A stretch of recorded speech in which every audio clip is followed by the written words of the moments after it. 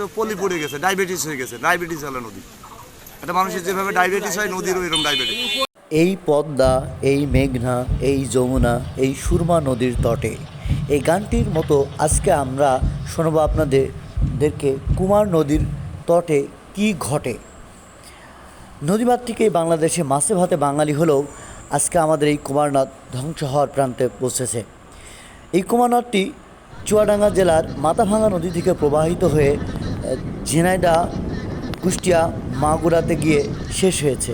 124 কিলোমিটারে এই নদটি শৈলকুপার এই ব্রিজের অংশ থেকে তাকালে আমরা দেখতে পাই যে এখানকার কিছু ক্লিনিক, সেলুন, হোটেল ব্যবসায়ীরা নোংরা আবর্জনা ফেলে এই নদীটিকে দূষণ করে ফেলেছেন, যার কারণে এখানে মানুষ যখন গোসল করতে যাচ্ছে তাদের গায়ে চর্মরোগ বৃদ্ধি পাচ্ছে, ফুসকুড়ি, অ্যালার্জির মতো ঘটনা দেখা যাচ্ছে। একই সাথে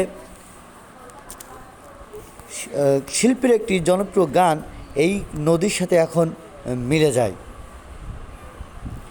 শিল্পী প্রতীক নবী একটি গান গেয়েছিলেন, এইখানে নদী ছিল জানতো না তো কেউ।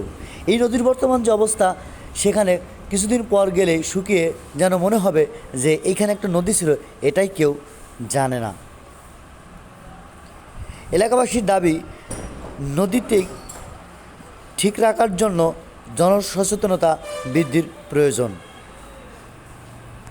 একই সাথে শিল্পীর গাওয়া অন্য একটি গান, ও নদীরে তুই বইছিস কেন। এছাড়া অন্য শিল্পীরা গেয়েছেন যে ও নদীরে তুই একটু দয়া কর, ভাঙিস না আর বাপের ভিটা বসত বাড়ি ঘর। নদী এখন যে অবস্থায়, নদী ভাঙছে না, বরং নদীকে ভেঙে খান খান করে চুরমার করে ফেলা হচ্ছে। মনে হচ্ছে নদীর অস্তিত্ব আর সামনে থাকবে কিনা তা নিয়ে সন্দেহ আছে। তাহলে দেখা যাচ্ছে কিছু মানুষ এখানে দখল করে নিয়েছে, কিছু মানুষ আবর্জনা ফেলে নষ্ট করছে, এবং আবর্জনা পটকচুরিতে এখানে মাছ উৎপাদন হওয়ার বা মাছ এখানে জন্ম নেওয়ার পরিবেশটাই শেষ হয়ে গিয়েছে। আমরা এখন শুনবো এখানকার মানুষের মন্তব্য। এই যে কুমার নদে বিভিন্ন প্রকার ময়লা আবর্জনা ফেলার কারণে পরিবেশ দূষণ হচ্ছে, খারাপ হচ্ছে, এই ব্যাপারে আপনি কি মনে করছেন যে কেমন ক্ষতি হচ্ছে বা কারা এগুলো করছে? আসলে প্রথমে বলতে গেলে আমাদের দেশনেত্রী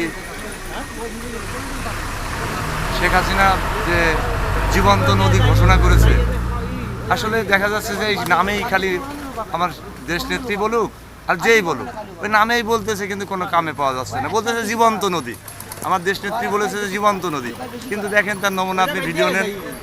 এখান থেকে মানুষের সিরিজ, আমি এখানে চাষ করি, এই জমিটা আমার, আমি এখানে খ্যাত করতে পারি না, এখানে সবার স্কিন ডিজিজ হয়ে যাচ্ছে। আপনি দেখেন এখানে যারা গোসল করে তাদের এই ত্বকে ডিজিজ হয়ে যায়। আপনি না হলে পারে আপনি ডাক্তার ডাকেন, এখান থেকে আপনার মানুষ গোসল করতে পারে না। আর এই দেখেন নদীবদ্ধতা, আমরা হাঁস, মুরগি, গরু, এই নদীতে এখন কোনো এত পলি পড়ে গেছে, ডায়াবেটিস হয়ে গেছে, ডায়াবেটিস হলো নদী।